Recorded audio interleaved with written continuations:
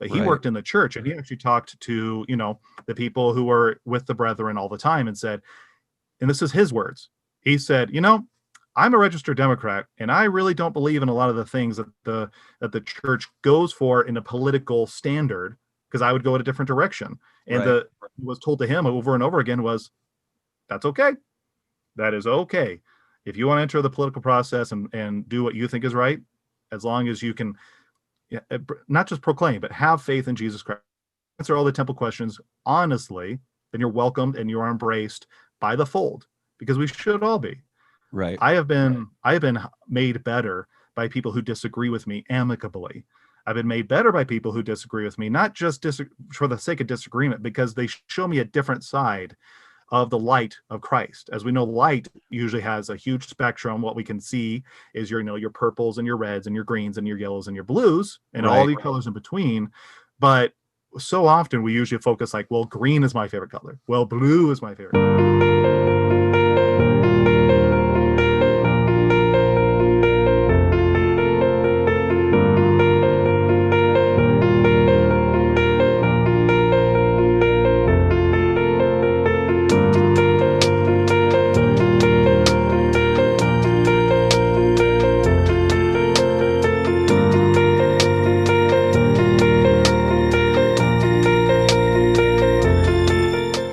Okay, let's start with, first of all, welcome to the program.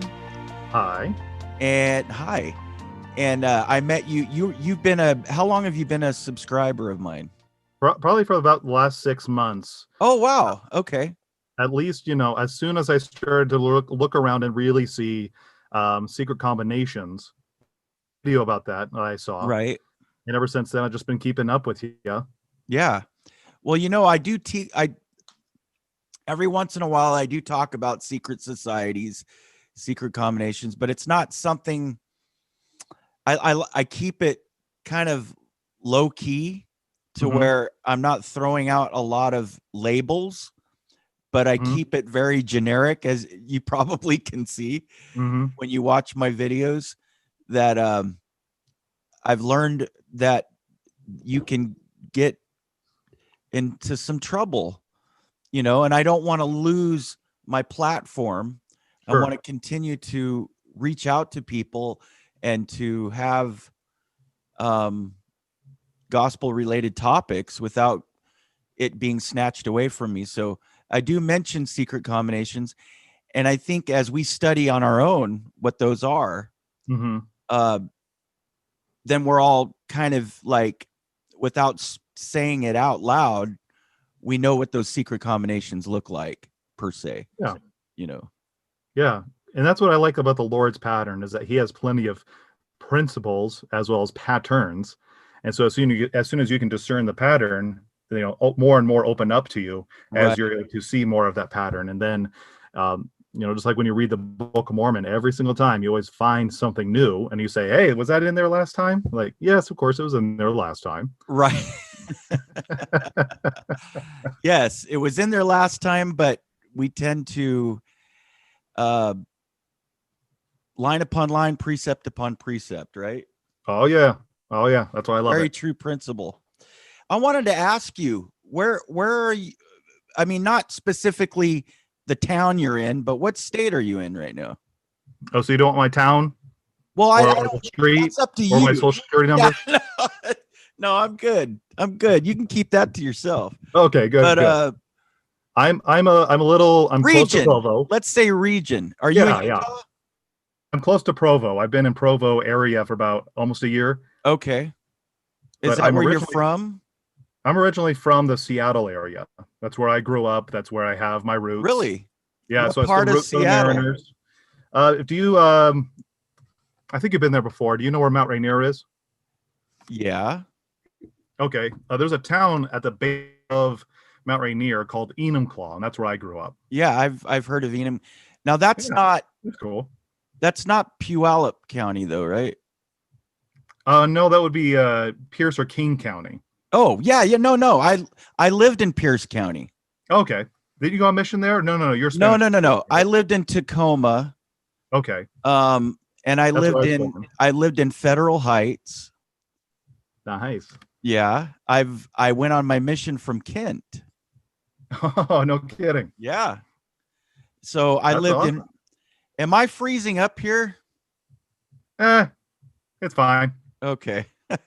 There's some Um, glitches, but I mean, that's usually your complaint on your own channel, right? You're always saying, the kids are using their Xbox or something.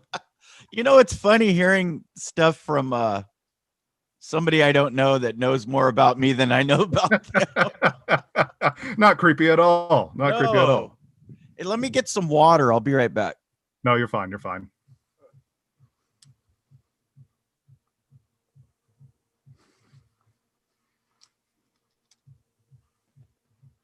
And now I'm this big old fat guy that hides behind his table. Aren't we all? Aren't we all just big fat guys hiding behind tables? Yeah, that's right. That's right. There. Hey, yeah. So we wanted to talk. I want to follow your lead. So you go ahead, and you wanted to talk about basically. Go ahead. How would you explain it? Yeah, sure. There's I don't think it's going to surprise anybody to understand that there are a lot of people, if you're not meeting up face to face, it's really, really hard to have a conversation that is respectful and is kind. And what I'm hoping that at least I can start to generate just within my own life, because I am not a person who believes in the philosophy of I'm going to change the world, because I cannot change the world. You cannot change the world. Right. No one here can change the world. The only thing that you can do is, as you accept Christ, he will change you. And as you go out and you live as a Christian lifestyle, you become the salt of the earth, and you become that light that's set on a hill. And then maybe once in a while, there are people that you can interact with in a positive manner. And that doesn't mean you're going to get them into a religious conversation. That doesn't mean you're going to get them to believe what you believe. And so often what I'm hoping I can find more often, and that's what I like about you and like the prepaid preacher. I think he's up here in Salt Lake. Yeah, right. And guys like that is that, you're going to say what you say. And then if you start to hear some feedback, you don't just start calling people, well, you're an atheist dog, get out of my channel. Or if in like the world of politics, well, you're not exactly with my position or my candidate, so get on out of here. Yeah, you're not a true American, or whatever the claim wants to be. Because I truly believe, and this is going to be the crazy part, I truly believe in Zion, just like in the premortal life, there are many of us who have different personalities and we have different takes. And so I when I read scripture and I say in the scripture that says that we counseled one with another, I really do think that means that we had to talk to one another, and we had to not just figure out what the right thing to do was, but also there's a system and an approach of understanding what you're going to be comfortable with and I'm going to be comfortable with, and being able to nicely negotiate or kindly articulate where we differ. For instance, when I've been married for about 11 years. And I remember my wife, when we were up in Seattle, she had a trip that she took just to go see her parents, but I had to continue to work because I don't really have vacation days wherever I was working at the time. Right. And so I stayed up in Seattle. And there's a man, I'm sure most people know him by now. I think if I'm saying his name correctly, his name is Rod Meldrum. Yes, I know who that is. The Heartland Theory of the Book of Mormon. Yeah. So he's the guy who says over again, like, look, Joseph said this about where the Book of Mormon took place. You got Zelf's Mount, and you have all these different things that we can start to talk. And that was the first time I had ever heard anything besides a Central American theme to the Book of Mormon. And so as I learned more, I started to research more, and my beliefs changed. But as the years progressed, I started to notice that some people still have a Central American theme kind of understanding to the Book of Mormon. Right. And the more times even now there's even an African theme. There's some people. Yeah. There is a group that believes that the Book of Mormon that maybe it had something to do with the continental drift, and that maybe when the continents were together, I don't know. I don't know much about it, but I did hear about that being basically the whole gist of it is that there's many different theories. Yeah. But go ahead. But and that's awesome. I maybe I've heard that in passing because that doesn't sound like the first time I've heard it. But Right. even if, like, there's a scripture that talks about, we preach and we testify of what we have been shown. We don't testify of our philosophy. We don't testify of things that we think are true. We testify of things that we know are true, that we've been Exactly. shown. If I, so like if Prepaid Preacher and I had like bumped into Smith's in Salt Lake City or something like that, just grocery store, and there's absolutely no need for us to have a clash over a disagreement over something so minute or something that is going to be known more and more detail as we Right. as we go on with the restitution of all things. So those are kind of conversations I would love to have, different Yeah, online, definitely. like making sure that we understand what is doctrine and what is said by prophets, and then having that wiggle room, like I think you've been having lately with the lost tribes. Yeah, and that there's a difference between theology and doctrine, and there Yeah. is. There's a There is. theology is okay. For instance, you have the scriptures, okay, but interpreting those scriptures sometimes can be different. Now, when the prophets come and clarify the scriptures and say this is exactly what it means, that's doctrine. But when scriptures can be left open for interpretation and it's not damaging to our salvation, then that's theology. And that's my definition, I guess. Yeah. Okay, so like for instance, let's see, because I want to find something that we okay. So the lost, just play advocate. Here we go. The lost 10 tribes. How do I say this? We agree. Okay, for instance, like let's say you took another stance and I took it one the other way. We both agree that they were lost. We both agree because DNC 133 says this. You can read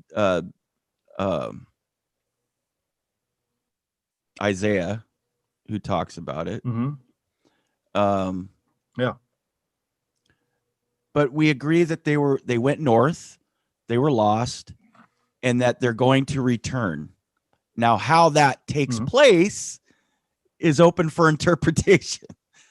Yeah, I guess that's a good example. Absolutely.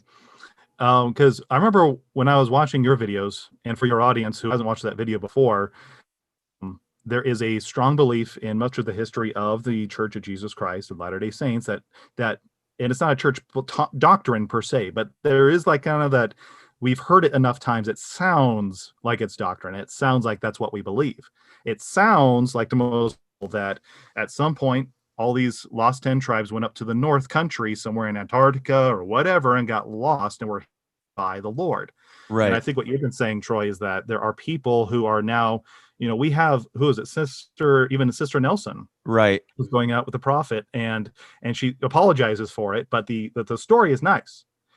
She has experiences where she goes to like a state conference and says, who here is from this tribe? Who here's from this tribe? Who here's from this tribe? And she's gotten all 12 tribes to essentially raise their hands. So it's going to make a, if it's a left or right switch, if it's black or white. But, for instance, I have family members who have in their patriarchal blessings that they're going to be teaching people who come from the glaciers of the North. Now, that does not mean, for me at least, that does not mean that is the only explanation. That means that is one explanation. And right. It doesn't refute doctrine. It doesn't refute the theology, I think, that you're talking about. Right, exactly. And when that patriarch gave that blessing, we receive revelation. Okay, there's been many times that Joseph Smith went back and revised revelations that he wrote down. Patriarchs do that all the time. That's why they record them. I talked to a patriarch, the one that gave me my blessing, and he told me the process is they record them. And back in the old days, they had somebody dictating while they were giving the blessing. And then through prayer and pondering and praying and seeking the Lord, however they do it in their calling, they can go back sometimes and revise things, change things, modify things. The one interview I did with the guy from the tribe of Reuben, he said originally he was from the tribe of Ephraim. And then the patriarch came back and said, no, you're from the tribe of Reuben. So because he had the blessing, and then the patriarch went back and kind of scratched that off because he and that's how personal revelation works. You know, that's how revelation to our prophet works. Yeah. You know, so who knows? Maybe that patriarch gave the blessing, and he said glaciers of the north. He could have meant. I'm not putting on what he meant, but I'm just saying it's possible that he was clarifying something that would happen. Maybe they would come from countries from the north.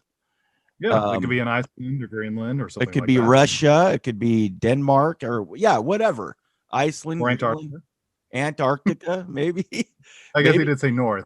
So and I'll tell you what, a year and a half ago, I think I did a video like that. I did it on the Lost Tribes being from an ice hole or whatever, or the that romanticized concept. I'm not saying it's not going to happen, though. I don't know. I'm just throwing up different theories. And whatever it is, I'm trying to reach a level of faith where it doesn't really matter to me exactly what happens, because I think that's what Martin Harris and so many others at the beginning of the church had an idea. Like, of course, the story of the gentleman who got his name spelled wrong by Joseph Smith. Right. In his mind, a prophet does not make those mistakes. And so when the prophet made that mistake, that was the trigger. He was now triggered and he's out. He's gone. So I'm trying to find those kind of weaknesses within myself, where all of a sudden I thought, and like at the beginning of this whole pandemic situation, to be bluntly clear to you and your entire audience, I believe that the COVID-19 bug is a myth, mostly. It is a flu bug. This is nothing to shut our whole states down about. Masks do not work. That is my belief, and I have statistical evidence to show that belief. So I thought at the beginning of this whole thing, I knew what the prophet was going to say. And I'm going to testify to you, Troy, and to everybody else that when the prophet came out and said, it's a good idea to wear masks, I had a struggle, and I had to fight for my testimony. I did too. And you know what? That's awesome to a certain degree, because the repentant process, I don't think, is only about sin. It's also about, sanctification. Mm-hmm. When the purifying process. Exactly. Thank you. When they went around, when the ancient Israelites around 7 times around the walls of Babylon, or the walls of Jericho, sorry. Mm-hmm. How many of us would have said, what are we doing? Why are we doing this? This is not this is not a strategy. This is not a thing. Why are we doing this? Right. And how many people walked away? But those who stuck around and did it and went around 7 times saw the miracles. And that's what I'm seeing in my life and in the life of my wife and my family. We listen to the prophet. Yes, we don't know exactly, and I'm going to stick my ground at some point, and that's the kind of conversation I want to have. Generally speaking, more often in the church. What do you really believe, and why do you believe it? And then with love and empathy, being able to disagree amicably. Right. Plenty of people, sure, who are mad when I say that masks don't work, and that's going to make them mad. Now, do I have faith in Jesus Christ to still love you, even though we disagree and get angry because of our belief? No, we don't. What are you don't. going to say? Sorry. No, I'm sorry. I was listening to you. I started to say that and we have to remember that policy changes too often. And sure. And we, like you said, like the walls of Jericho, we don't know why. They didn't know why they were going around. And also Moses holding up his the staff, and all the children of Israel had to do was look. And they're like, what do you mean? A lot of them were like, I'm not going to look at that. That's not going to heal me. That's not going to help me. So we don't really know what the Lord has in store. I know that he's always one step ahead. Mm-hmm. And sometimes, like you said, we don't know what the Lord's plan is, what he's going to, the preliminary stages of that plan might not make sense to us, but the end result, hindsight's always 2020, so it's easier to look back and go, well, that's what, just like our come follow me, I'm sorry, third hour. Look what happened right before the pandemic. We were having church in our home. Yeah. The Lord was preparing us for that. Yeah. And a lot of people were like, well, why are we going home? Why are we going home? And then all of a sudden, everything shuts down, and here we are. Yeah. So how do you deal with that over in California? Because here I am in Utah. I can usually safely say whatever I want. You mean like at church? Just in church or in general, how do you have discussions with people in California who probably disagree with you vehemently about a multitude of things, but then still have enough Christ-like love where you can still shake hands at the end of the day if they allow that? I think that I try to use as much diplomacy as I possibly can. Mm-hmm. I went through a phase myself where it was hard for me to accept the fact that we had to. I was waiting for the brethren a couple conferences ago to come out and start maybe saying things that were hardcore, and they didn't. Yeah, like a Captain Moroni, like, all right, everybody, let's get over to Washington, D.C., and let's just raise heck. Yeah, and I know that it wasn't going to be that hardcore, but it was going to be something where maybe they were going to address those who have a little bit of insight to secret combinations and secret societies, but instead I saw something different. And I'm not saying that what I saw was negative, in no means. I believe in following the prophet, and I believe in following the brethren, but even still, there's that natural side of me that goes, but what's going on? I'll give you another example. And I hope I'm not rambling because I've got so many thoughts right now, but the handbook, the church handbook recently has come out with some things about seeking credible sources of news and information. And have you seen that? Yeah. And amongst other things. And I struggled with that a little bit, not a deep struggle, because once I got on a personal attack, like they were attacking your contacts. Well, the natural man Satan wants me to think that, but I got on my knees and I prayed about it. And something came to my mind, and it was basically what I said earlier, that the preliminary stages of things might seem illogical, or maybe they seem politically slanted sometimes, but they're not. But we don't know why the prophet and the 12 apostles have decided to go in a certain direction or follow protocol. Maybe it's going to save us maybe we're going to escape some persecution by following some of this. I can see that. Do you know what I'm saying? I believe so. If I can recap what you said, at least what I heard you say, if I was listening. I'm having a hard time spitting out what I want to say, but you go ahead and kill it.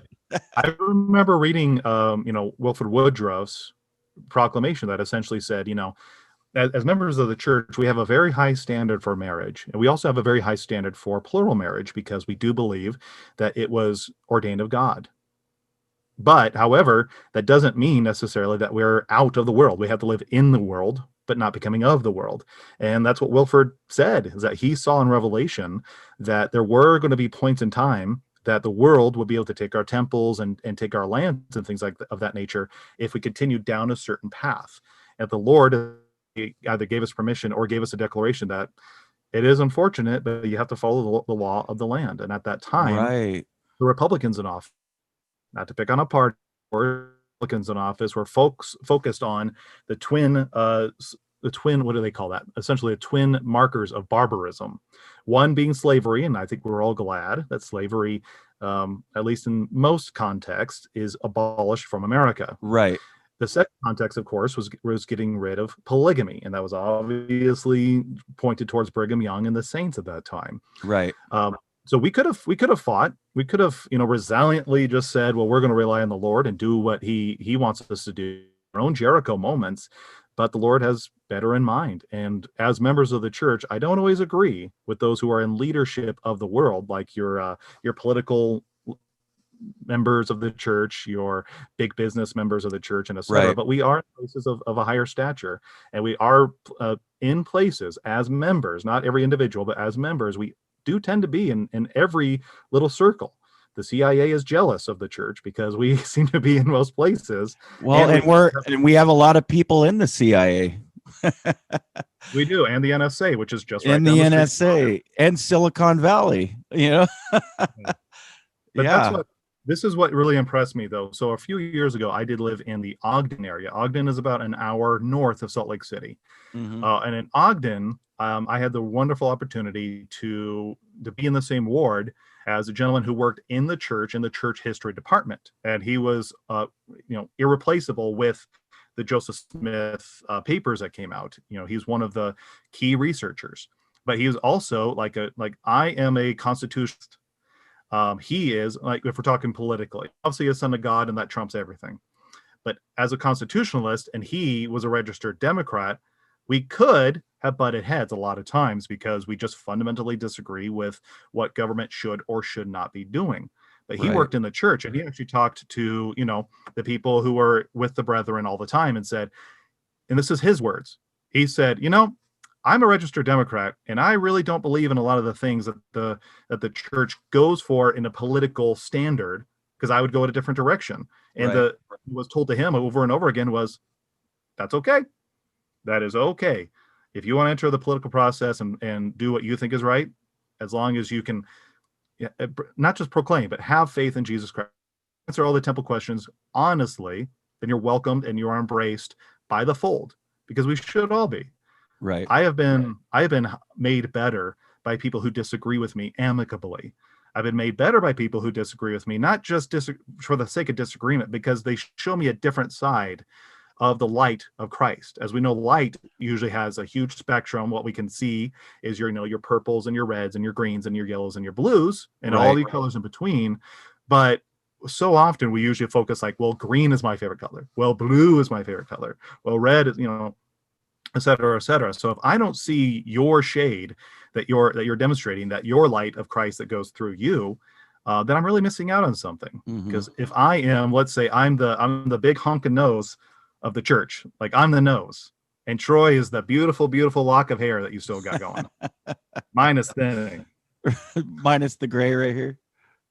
No, great. No, I talk to so many young women who think that gray is attractive. I'd keep the gray. Just go total Uchtdorf and just wear. Yeah, Those are right. Great. Salt and pepper, the silver fox. Yeah. Yeah. But that's what I would love to see within like our online conversations, as well as in just the church in general. Because here's what I have heard from the brethren, from the people who talk to the brethren all the time, is that when they get together and they have to have a discussion, they say whatever they really do think. They don't pussyfoot around. They don't, try to like apologize, but I think I'm going to step on your shoes. And no, they let it all out. You have to let it all out. Yeah. Because if you do that, think about it. If you can lovingly say, this is what I think, and just keep facts, and also just keep to your experiences, but then let that just fall on the table, and then you accept whatever comes back your way, who's harmed in that? As long as you don't receive harm and you don't harm, the only thing that's going to happen is that you are made better, and that you have the opportunity of at least giving more of Because, Troy, you have lived your life, and there's thousands of experiences that I've never had. I've never had, and I could never really imagine until telling me those stories. Right. Like, it's like to deliver fuel. I've looked up to those guys because I heard they make a little more money than your OTR dudes. But other than that, your experiences are invaluable within the human experience, because I truly believe that as a body of Christ, we're all supposed to work together. And it's really hard to work together when you're stuffed in you're quarantined, and everything about what you're trying to get back is also being stifled. But then you also now have the audacity of believing that my experiences are going to be more important than everyone else's experiences. So then your ears turn off and you're done growing. This is a true and living church. A living thing grows, and it is. Even though, like, we had our gospel principles class earlier today, Mm-hmm. and it just hit me again that when a child is created with every single facet of that physical being is already in a blip, is right there, key programmed into your genetic code.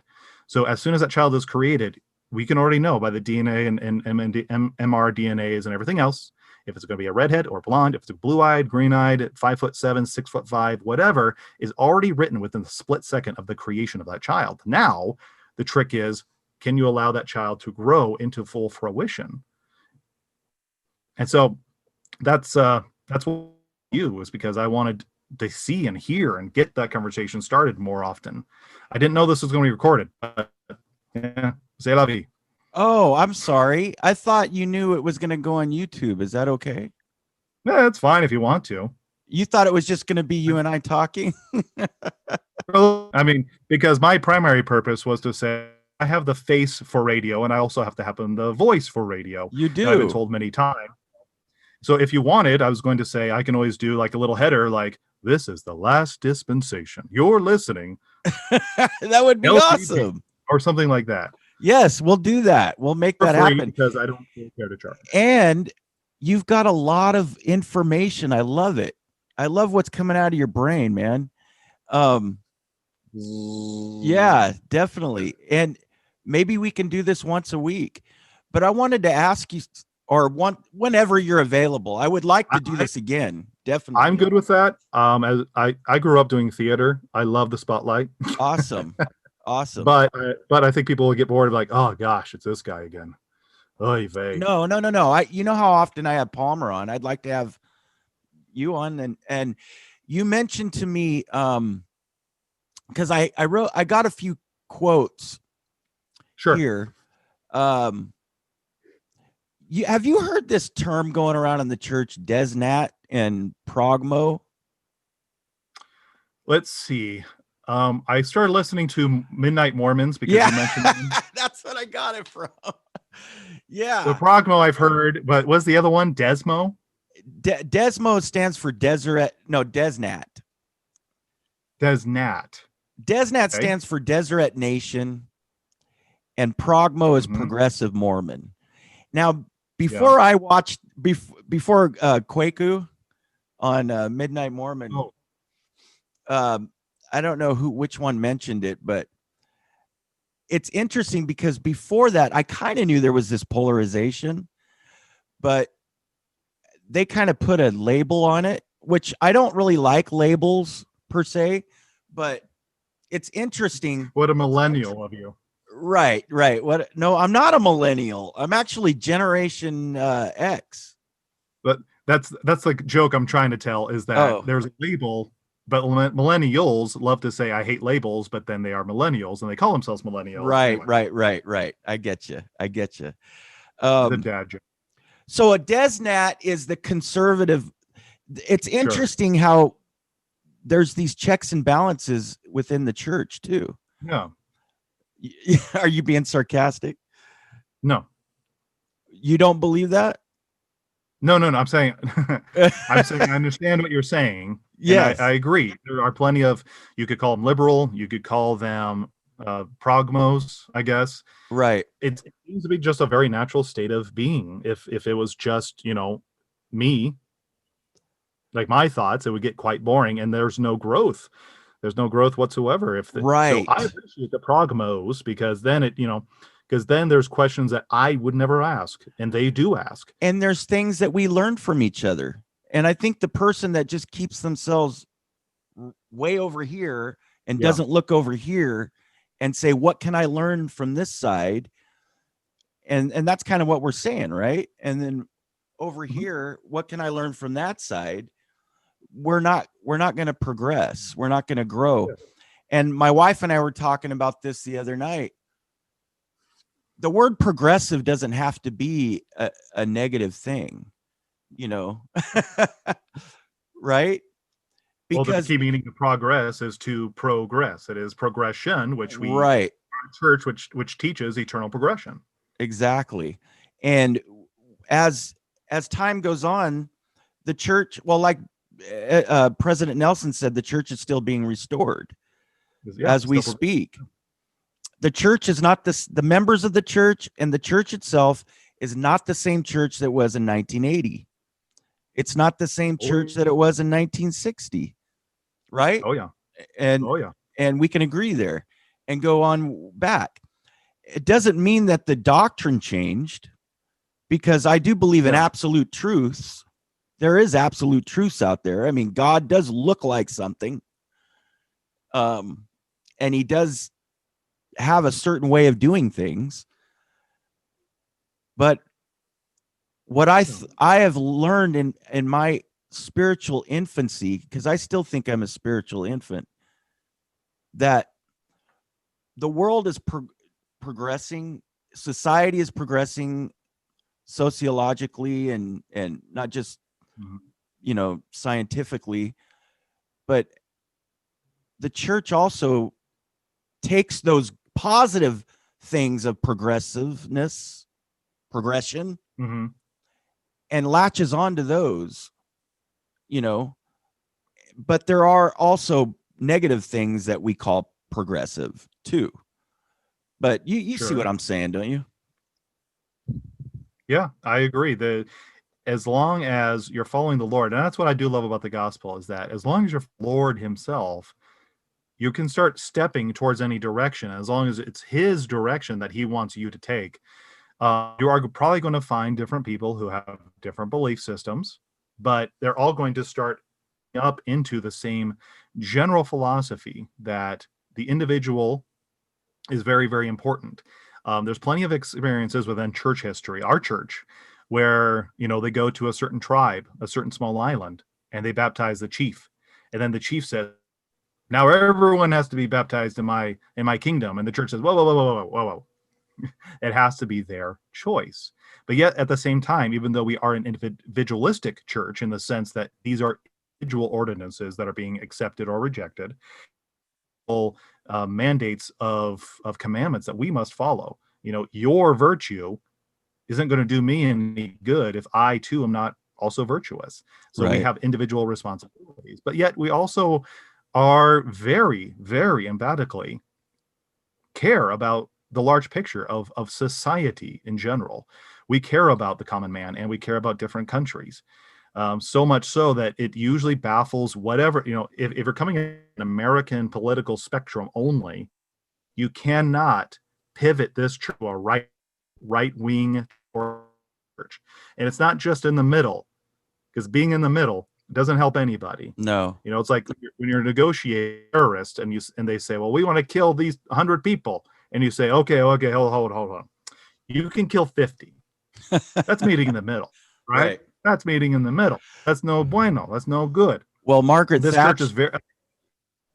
Go ahead. Please. No, I was just going to add to Margaret Thatcher said that, and I'm paraphrasing, that if you're not making enemies, you're not working hard enough. Yeah, one could say that. Well, I mean, you're going to have enemies. That's just a given. Sure. And in other words, stand for something, like you said, not just being in the middle, right? I agree. Yeah. Let's see here. What's that? I agree with that concept. And what I'm really excited about when it comes to having us get closer and closer to the millennial reign of Jesus Christ is I think we members of the church are not necessarily going to be leaving the world. I think that was taught to me as that we would be, you take your hand cart and you go back to Missouri once everything is Right. but often I think what's going to happen is that we're going to continue to improve as a people. So that's why I was really grateful for President Nelson's advice, counsel, and lovingly embracing, even though he's a doctor and I'm sure he knows better, or maybe he has a system that is different than mine. That's fine. Even That's as the right. prophet of God, he can make mistakes, and that's okay.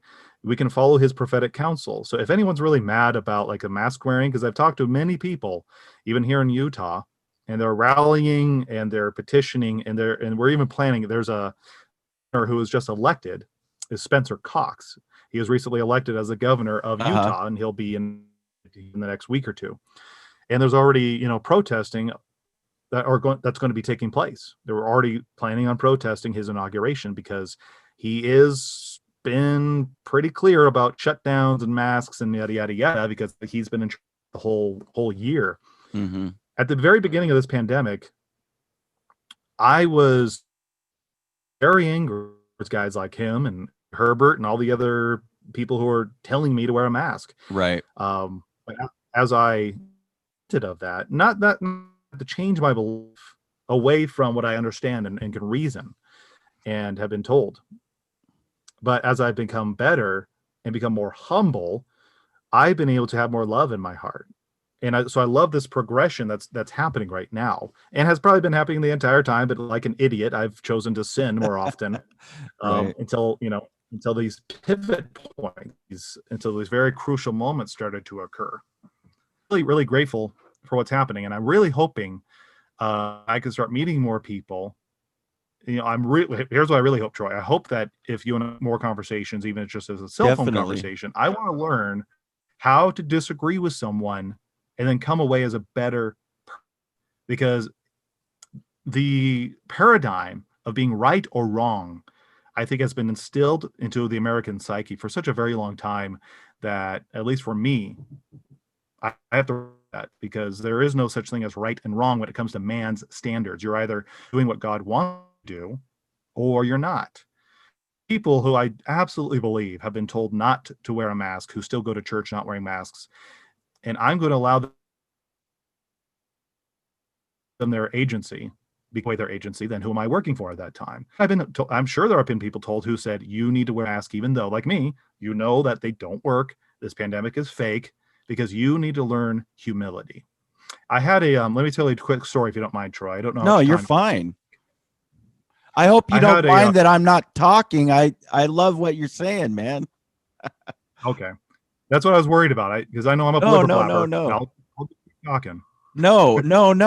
But trust me, you're awesome. Keep going. I love you too, Troy. I had a grandfather who, step-grandfather, because my parents got divorced when I was about 7 years old. My mom got remarried when I was about 13 or 14 years old. And so this new grandfather, who just appeared in my life about 14 years old, he had a really, really bad. I mean, the guy was shaking nonstop. He could barely eat, because he would always be shaking with a spoon. It would barely go into his mouth. And I remember he got a blessing towards the end of life. And in that blessing, I forget who was giving the blessing, but they essentially said, you have been curious about why you had this disability disease. Because this guy, he started his own business. He had 11 kids. He was a doer.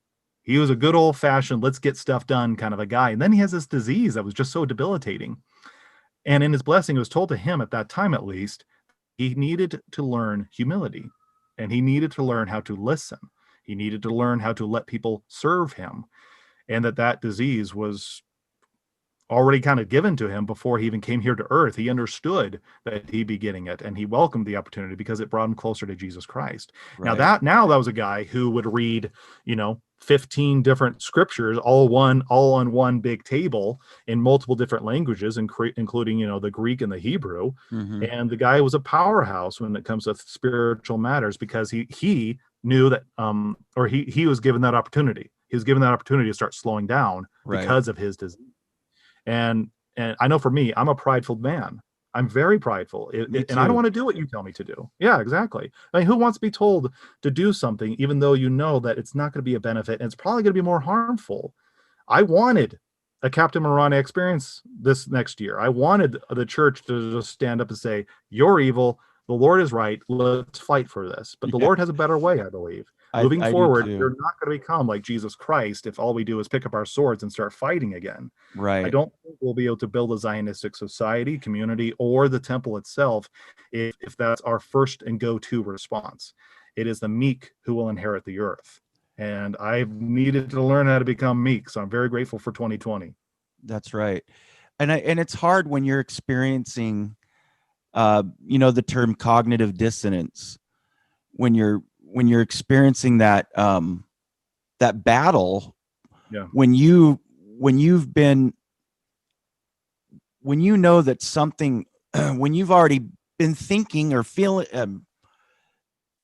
it's already in you that something should be a certain way, and then we get these policies or things from the pulpit that tell us to do something different. That's cognitive dissonance. We start experiencing almost like a spiritual breakdown. And but like you said, it could be for many, many different reasons why we're experiencing this, or why the Lord is telling President Nelson and the 12 that we need to follow these guidelines. And learning to be like Abraham, or Adam. I know not, save the Lord commanded me. We don't know everything. We don't in our little finite brains. And I always tell myself to be careful not to avoid even the approach of apostasy, but things will work out. They always do. Yeah. And things get clarified through the Spirit and through our leaders as well. Yeah. I agree. I really enjoyed this, Kyle. I want to do this again. Okay. Yeah. Well, you can follow me by following my truck. What's that? Right now, there are so many times, like, at the end of an interview or anything, what people will usually say is like, okay, you can find him on Twitter at hashtag blah, blah, blah. And here's his YouTube page, blah, blah, blah. And oh, by the way, he wrote a book. So you'll buy the book on Amazon. Oh, I see. Follow my truck. Yeah. I have nothing to pitch. I have nothing to sell, but I have an infinite amount of love to give as I follow Christ. So if you find me, or if you find Troy, I love you. And I love you, Troy. Well, you should do a channel. The brethren have encouraged us to do this, and you've got a lot to say, man. I can help you get going in that direction if you want to. Yeah, that's why I forget if you, I emailed you a little while ago saying like, hey, how do you do editing? Oh, that was you. Okay. Yeah. That's right. That's right. But I get a lot of emails. But my phone is still like, I still have to actually put my finger on it and do the. Me too. That's how old my cell phone is. I've got an old one too. Okay. I've never had an Apple. I've always had an Android. I wanted to read something really quick before you go, though. No, please do. Here's a quote, and this is by Gordon B. Hinckley, the first part. It's normal. Let's see. It is our privilege to ask the Lord for our own witness about whatever his prophet has proclaimed. If we don't receive a witness, then we should study what other prophets have said about the matter and choose a course of action. The best course of action is to follow the combined, consistent counsel of the prophets in all patience and faith. As we do, we will be blessed. And that goes along with what you were talking about.